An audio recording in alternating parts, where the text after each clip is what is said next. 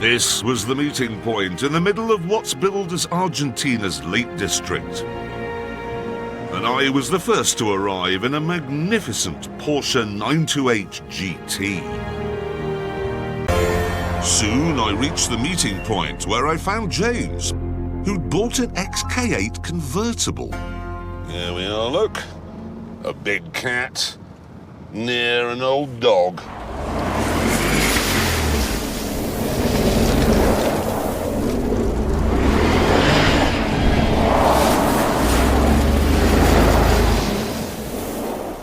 Greetings, mate. Moron. Yeah, and now there's a new breed of small hot hatchback. And to find which one is best, we took the grand tour to that field just over there. Yes, the start point for our test was our own track in Oxfordshire. And this is what we'd assembled.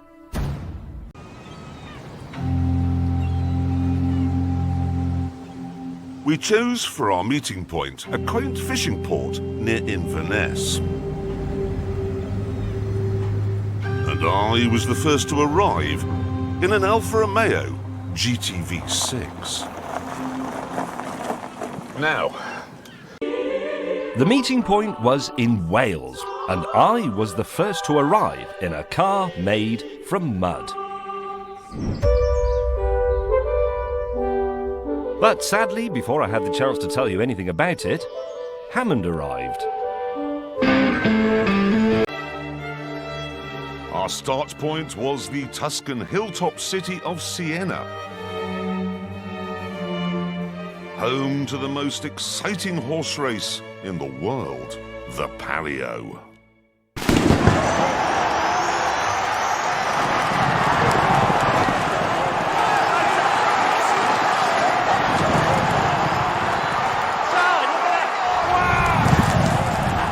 It was the beginning of what would be a very fabulous and very cultured journey.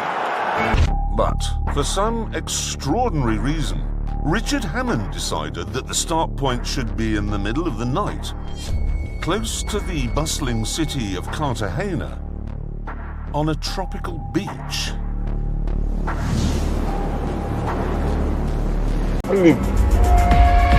I arrived in Central Park, the start point of the race that no one's been asking about. And dressed like everyone else, my rival was waiting. There he is. Since we were trying to break an amphibious speed record, the obvious starting point was here, at Huddersfield International Airport.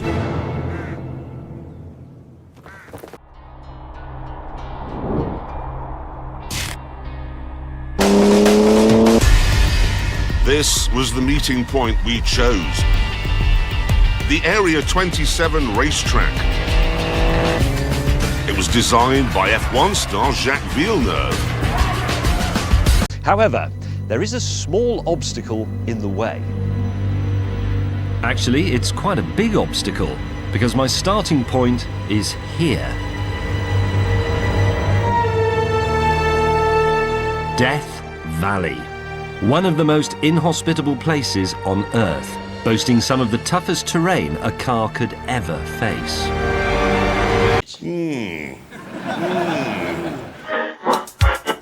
The meeting point was a car park in Droitwich, and I was the first to arrive.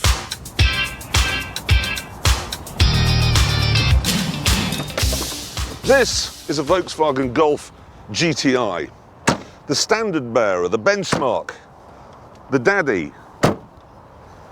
And think about it, a modern day GTI would cost you £27,000. This was just 800 quid. I mean, 800 quid for a Golf GTI. It's only done 172,000 miles. I mean, it's just 25 years old. Now we never will, because tonight we're going to find out. We are. Now, the starting point for our race is here, Heathrow. James and I will be catching a plane up to Newcastle and then hopping on the ferry over to Norway. It's simple. Okay, meanwhile, I will be driving all the way around the M25 through the Channel Tunnel, France, Belgium, Holland, Germany, Denmark, which is much bigger than it looks on any map, up through Sweden and then finally to Oslo. Yes. But it only takes one person to flick a light switch. So to decide which one of us would actually do that, the producers organised a race to Blackpool. First one there would get their name in the history books. Unfortunately, they decided that the starting point for this race would be in Basel, which is here in Switzerland, and that is 750 miles from the light switch. And here's the tricky bit. They said we could only use one tank of fuel. We could fill our cars in Basel, but then the tanks would be sealed. I thought it was a stupid idea. 750 miles on a tank. That's 750 miles of careful driving. That's not a race. It's my idea of hell. It's actually my idea of heaven. Anyway, we could use any production car we liked, and we weren't allowed to modify it in any way. The meeting point was a giant parade ground in the middle of the old capital city, Rangoon.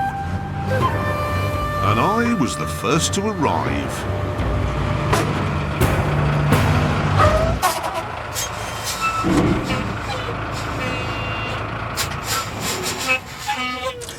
I've bought a stereo. And after the slowest had turned up, we climbed into our Jags and headed for the meeting point to see how much stuff was there.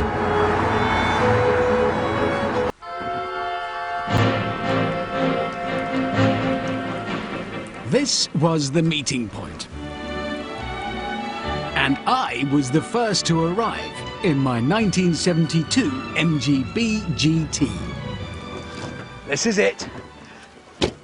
This. Our meeting point was the Valley of Fire in Nevada. And what you see here is the car I'll be using. This is a Lexus LFA. It's not the most powerful car in the world, it's not the fastest, it's not the best looking, and it certainly isn't the cheapest. Plus, the Lexus badge does come with a whiff of masonry. But I drove one of these in England last year, and I emerged from the experience thinking that might very well be the best car I've ever driven.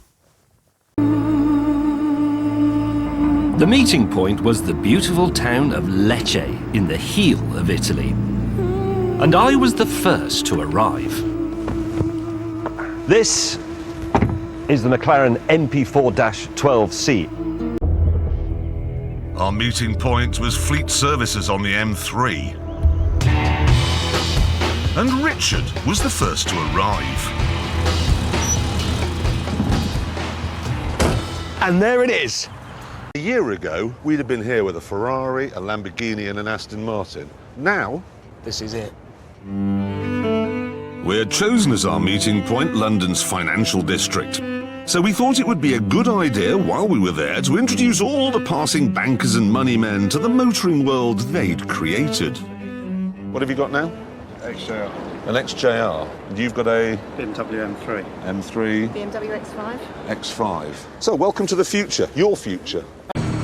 Amazingly, the tip paid off, and I was the first to arrive at our pre-arranged meeting point.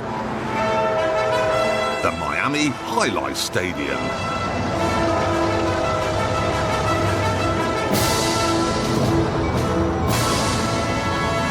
This is a Chevrolet Camaro, the RS model.